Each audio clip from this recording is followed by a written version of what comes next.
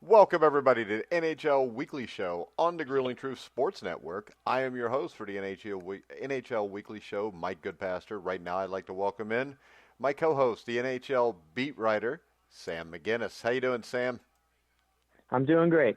All right, and we have some news to talk about this week, it happened a few days ago, but Taylor Hall was picked up by the Arizona Coyotes. Now, the Coyotes are a team that it strikes me, Sam, is they're up front, they are deep, they're excellent defensively. They have one of the best goaltender combinations in the league, and what they needed was another high-end offensive player, one who ideally can tip the or the ice in his team's favor, and that's what he gives the Coyotes. This is a big signing for the Coyotes. It makes them a big time contender come playoff time. Yeah, especially considering the fact that even if you look at just game one he played the other night, he just got the assist for the game-winning goal. The thing they needed the most was offense, and they at least attempted to address their issue. I don't think one player will solve the entire problem, but I think they're definitely pushing towards the idea of getting a Stanley Cup, maybe. Yeah. Any other trade possibilities you want to talk about or rumors? You know, I haven't been huge into the trade rumors. I like discussing them once they happen because people get all hyped up about all these different trades that could happen. But honestly, the Taylor Hall one has been the biggest so far this season, I think I can say with some confidence. The only issue I see with it, though, is that the Coyotes a little overpaid for him. I know he's a former Hart Trophy winner and all, but this year, look at it, 6 goals in, 31 games? That's not great. He's had a lot of assists, but I think it's a little overpaying for someone that's going to be a free agent in the offseason. Yeah, but don't we see that? If you've got a team that you think is a piece or two away, do you think that Hall, is that piece that could put the Coyotes over the top? He certainly could. I'm not saying I don't like the trade. I think it was a good move to get an offensive player. I just think they overpaid for him. That might have been necessary to be able to get him, but it was a good trade. They overpaid for him, though. All right, so let me ask you this. If you overpay for somebody, but he ends up putting you in the Stanley Cup Finals, did you overpay for him? Fair point. I can't argue that. No, it's not a fair point. I'm just asking you because we've seen this before, like in baseball. And I know you probably Well, have hold no it. clue, but go ahead. It depends. Did you win or not? If you won the Stanley Cup, then yes. If you just got there and lost, then no, because you also screwed your future. All right, because what we've seen, and we've seen a lot of teams, the Detroit Tigers in 1987 made a trade for Doyle Alexander, and it ended up winning them the division. They actually beat the Toronto Blue Jays on the last day of the season, 1-0, when Alexander threw a shutout. But they got beat unceremoniously 3-1 or 4-1 in the American League Championship Series by the Minnesota Twins, who went on to win the World Series. And in that point, the Detroit Tigers ended up giving up a guy, I think it was either Bagua or Biggio, who ended up being a Hall of Famer. So in the end, it got him to the playoffs, but it helped the Houston Astros pick up a guy that would, be a Hall of Famer the rest of his career. And I think that is kind of the tightrope you walk when you give up a player and try to, hit everything all in one fell swoop. Well, yeah, and especially, do look at what they did trade, though. They traded away a first-round pick, another potential first-round pick. It's conditional, and then some prospects and a couple of players.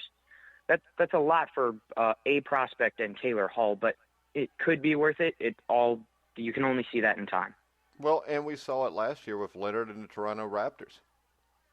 They paid a lot of money to get a guy for 1 year, but they won the NBA Finals with it. So I think everybody in Toronto would look back that was a good move. Right. So, but usually you don't win a championship when you do it. But we'll see as the year goes on. All right, we're going to talk goaltenders in the All-Star game. And right now you want to go through who you think the goaltenders in each conference or division would be at this moment. Yeah, I'm going to start here actually with the Pacific. You have a lot of different goaltenders in the Pacific. There have been some teams that have had issues, but there are some teams that have clear all-star people in it. There's no questioning in my mind that you have to put Kemper at that very first spot. He's been probably the first, if not second best, goalie in the entire NHL as of now. Totally deserves a spot. I think the number 2 for that division has got to be Marc-Andre Fleury. You don't even you can look at statistics, but they really don't do it justice. Start looking at his highlights. He's on usually multiple times for the top 10 saves of the week every single week. They're crazy saves, so I truly think he deserves a spot. All right, what about the Central? The Central, this is a division that has 3 or 4 really good goaltenders. So some goaltenders that deserve an all-star spot are just not going to get one because there's too many, which is unfortunate. But I think the first one I got to go with is Connor Hellebuyck. Really performed very, very nicely for the Jets. I don't really have much of any complaints with him. Quite spectacular. In the second spot, I would like to put Ben Bishop back there again. His save percentage, very good. Goals against average, good once again. He'll be competing for a Vezina, but he's really got to push it a little further to be able to get there. All right, what about the Atlantic? The Atlantic, first off, I'm going to go Tuukka Rask. I feel like this one's relatively easy. He's by far the best goalie in the division right now. There's nobody even really close to him. Always performs very nicely for the Bruins, despite the fact that the fan base actually doesn't really like him, which I find a little odd. But I think at 2, this might come as more of a surprise, because I know a lot of people put Carey Price at the second spot for the Atlantic. I'm actually going to put Frederik Andersen. As inconsistent as he's been, he's had some very good moments and better than Carey Price overall, I think. So I think he deserves that spot. All right, let's wrap it up with the Metropolitan. Metropolitan, I got to go Thomas Greiss first off. Great goaltender. I mentioned this in our last podcast. He was the guy that took over for Robin Lehner, who was the previous starting goaltender for the New York Islanders. He has done just as good as Robin Lehner, so he should definitely earn a spot there, up for Vezina as well. We've got a lot of very good goalies in this mix. At second, I honestly wish this were the case where you could just put second string goaltenders and be push them into the All-Star. But I'm just going to say it. I think Tristan Jarry for the Pittsburgh Penguins, he's actually their second tier goaltender. I think they probably end up moving him to a first tier depending on how they work it out. But his save percentage, I believe last time I looked, was the top in the NHL as well as his goals against. And if you have those, I really don't care who you are. As long as you've played a decent number of games, which he has, you really do deserve a spot in the All-Star game. All right. Now, the other thing we like to do about this far into the season is look at teams that have been kind of the biggest disappointments or the underachieving teams. Who stands out to you there? I'm going to put this into a top 3. If I was going to go through and say top 3 teams that were most disappointing, number 3, I definitely got to put the Toronto Maple Leafs. With that much talent, that many people getting paid so much, or a couple of them. I mean, you have Austin Matthews, you have Frederik Andersen, and you can't win games. It's quite disappointing, especially since the division has been so weak this year. If you can't win games, that's just, with that kind of people like Mitch Marner, it's just sad that you can't win games, and it's got to be a showing of underachieving. Yeah, and with the new coach, how much hope do you hold out that they can turn this around?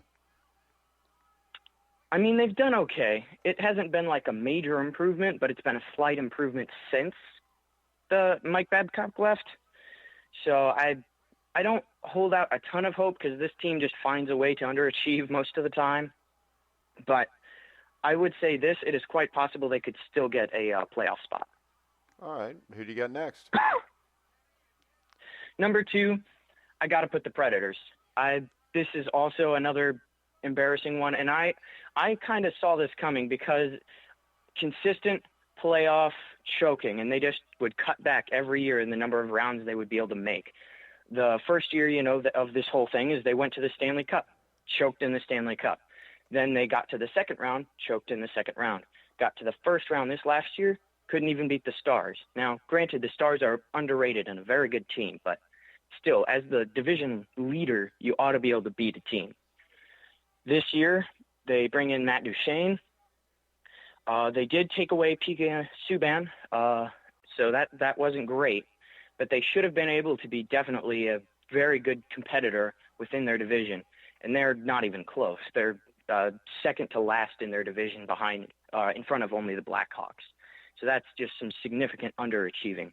All right, so if you're talking about choking in the playoffs and leading to a bad season, I know where you're going with number one.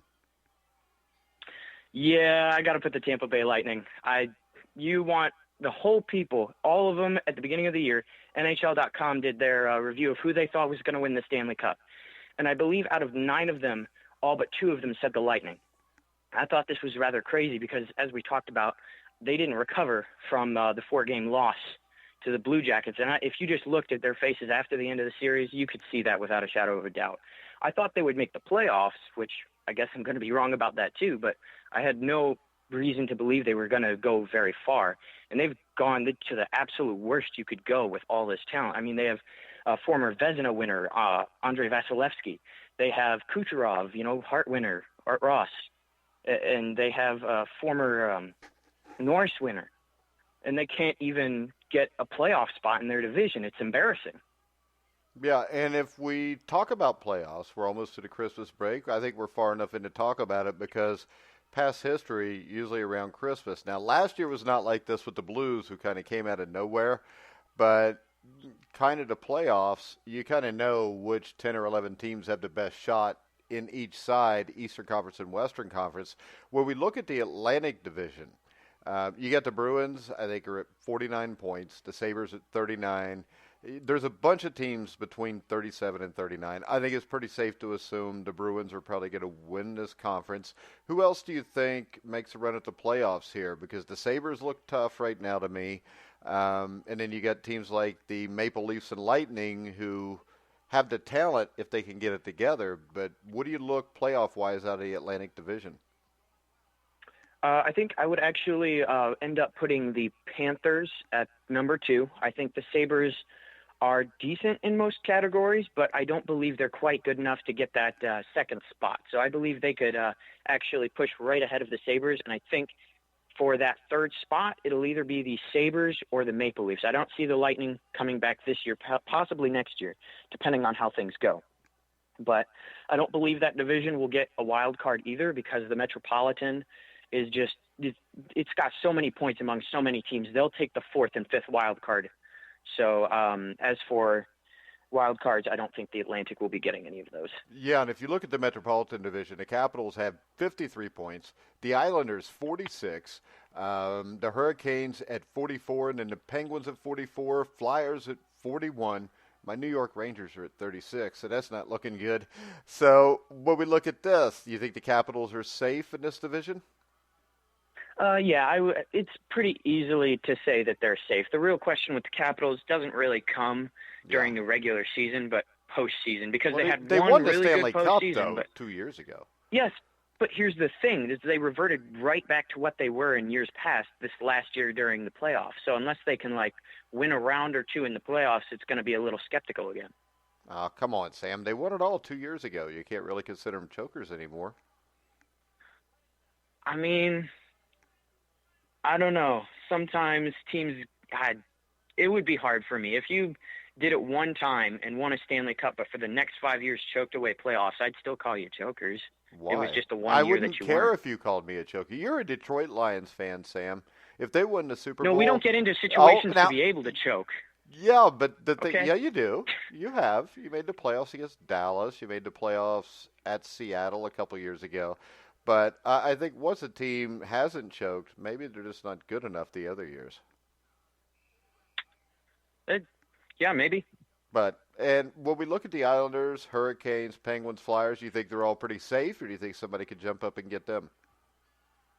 So actually, there is one surprise team. I don't think this will happen, but there is a chance. If there was one team that was going to surprise everybody, I would say it's the New York Rangers. I'm sure you actually like this because if you look at it, the record actually isn't that bad. It's because they haven't had a lot of overtime losses that they're not higher in the rankings. They were 500 for quite a bit of stretch, but we're still 6th in their division because their division is so good. Yeah. If they can just fit a couple more pieces into the mix, they might be able to snag that second wild card spot. Yeah, because if you look at it, you've only got one team, the New Jersey Devils, with a losing record in the Metropolitan Division. The Blue Jackets are 14-14 with 34 points. And is it safe to say that that is the best division in the NHL? It would be a fight between them and the Central. I know, and that's my segue into the Central Division. See how I did that? Right now, the Blues are first with 45, but they're being challenged by the Avalanche at 45, and even the Jets and the Stars at 42 points each. How do you see this shaping out? The real question is who will end up where, because those four teams are definitely going to be getting those playoff spots. It's just the playoff positioning battle. I think the Avalanche could pass the Blues. It would be difficult, but I could see it happening. As for the Jets and the Stars, I think the Stars will end up going over top of the Jets, and the Jets will get that first wild card spot. I think the Avs will either be 1 or 2 along with the Blues. So do we completely write the Predators and the Wild off at 37? The Wild have been interesting. They've come back from a terrible start. Now they're not there, and they're still having their own struggles. They have been interesting, but I don't think they're good enough to get third place and get secured, but perhaps a wild card if they do well enough. I'm going to write the Predators off because I have zero trust in them. Yeah, and I would say when I look at this, NHL-wise, we talk about parity in the NFL and everything, but I don't think there is a professional sports league that has more parity than what the NHL has this year, because the only team you have with under double-digit wins is the Red Wings at 9-24. You got the Devils at 10-17, but everybody else is at least respectable. Yeah, it's very interesting because even if you're the absolute worst team in the NHL, even the Red Wings, you could, just because the skill level is so close, even though the wins may not show it, you could still beat the best team in the NHL. It'd just be odd. Yeah. And when we go to Pacific Division, I think that's the closest logjam at the top. The Coyotes, who we talked about earlier, have a 1-point lead over the Golden Knights, 2-point lead over Edmonton, and just a 4-point lead over the fourth-place Calgary Flames. Yeah. Although I do think Arizona will be keeping that spot, which this actually goes back into what we were saying about parity. They haven't made the playoffs for years, and they were terrible last year. But look at them now, first place in the division in 1 year. Like, this is where we start talking about some real parity. Yeah, and when we talk about parity, though, we have to have a top 10. And Sam put out on thegruelingtruth.com this Thursday morning or Wednesday. What day is this, Sam? This is Wednesday, right? I told you when you get older, yes, you forget this is things. Wednesday. Okay. So, Sam put out his top 10. Why don't you do this? Why don't you give us your top 5 right now? And if people want to read your entire top 10 or top 16, I think it's top 16 you put out, right? Yes. Why don't you go ahead and give us your top 5 and a little reason behind each one, and then that'll give people a reason to go over and check out your article. All right. Number 5, I got the Carolina Hurricanes. This team, we talked about them last time, all around solid. There's not a whole lot much to say about them because they speak for themselves. It's very open with them. They do play very fast. And fun fact of the day, Andrei Snechnikov actually scored his second goal over the crossbar when he picked up the puck. Oh, the lacrosse goal. Style That's goal, the word I was right? looking for. Yeah, he scored his first one. He was the first person in NHL history to do it, and he just did it again the other night against the Winnipeg Jets. Yeah, I actually saw that. That's how I knew it was twice, and it was lacrosse style. We need a lacrosse shows. What do you think? Lacrosse is a cool sport, underrated in my lacrosse. opinion. Yeah, the only problem is neither one of us know anything about the ML or the Major League Lacrosse League, right? Yeah, absolutely nothing, although I would like to get into it. All right, well, maybe that's for next year. Who do you got at number 4? Number 4, I have the New York Islanders. We have a lot of Eastern Conference teams in the top 5 and top 10. The New York Islanders are mainly defensive, and their goaltender, Thomas Greiss, again, they keep you to a low score, and this is really usually how it works with the Islanders, is if the score stays low, they almost always win. But if the score goes above like 3 goals per team, they almost always lose. So their game is to keep it a low-scoring game and then letting their few stars make the goals that need to happen. All right, number 3, Sam. Number 3, I have the St. Louis Blues. Another team, defensive, very good goaltender, Jordan Binnington. We saw him last year. Their offense isn't half bad themselves. Very good team overall, I would say. And another shot at the cup for sure coming. Number 2. I have the Boston Bruins. And this is fun because remember how I said there could be a repeat? They're now side by side in the rankings. And it's number 2 and number 3. You want to talk about a couple of teams primed to do what the Red Wings in Pittsburgh did in the 28 and then 29 seasons? This got a serious potential to do so, especially for Boston, because the Atlantic Division is such a cakewalk. All they really need to do is beat one good team, and they could be in the finals again. For the Blues, it's always possible, but it'll be a harder road. All right, number 1. Number 1, I have the Washington Capitals. This is pretty much undisputable. They beat the only team that really had a chance at, getting the number 1 spot in the Boston Bruins, 3-2 the other night. And I mean, Oshie with those great goals at the beginning of the game, very nice. Alex Ovechkin, always great. Goaltender, Braden Holtby, solid. There's not really much you can poke at this team, and with 24 wins, you can't really complain about much. All right, before we wrap it up, I know you wanted to talk about Anthony Duclair and his hat trick against his former team. Yeah, so just for all of you Columbus Blue Jackets fans out there, I'm sorry that John Tortorella is the way he is, because he ripped Duclair multiple times while he's on the Blue Jackets for not listening and not being able to play. The moment he then goes and trades Duclair, afterwards he meets him again, and the hat trick that Duclair had on the Blue Jackets, one of which was the overtime winning goal, that's quite a statement that coach is really doesn't know what he's doing.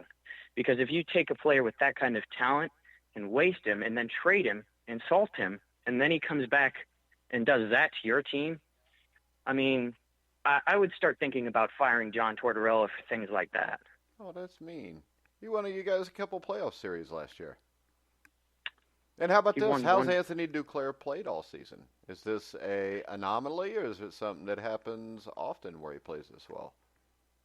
He plays pretty well. He isn't like the best player that there could be, but he's definitely a good player. And last year, you'll note, he even had a very spectacular goal. I can't remember who it was. I think it was against Edmonton, where he was literally on his knees in front of the net and got it in. But Duclair was just wasted on that team because the coaching wasn't good enough. In Ottawa, he's really thrived there. So I think it's just a lack of knowing how to use a player rather than the player. How about this then? Maybe he didn't listen to Tortorella because he didn't think he knew what he was talking about. Tortorella? Tortorella. I'm making fun of maybe. him. I don't like him. I think the guy's a jerk when you watch him being talked to. And I agree that Columbus ought to get rid of him. But that little run from last year bought him a little bit of good grace time, I think.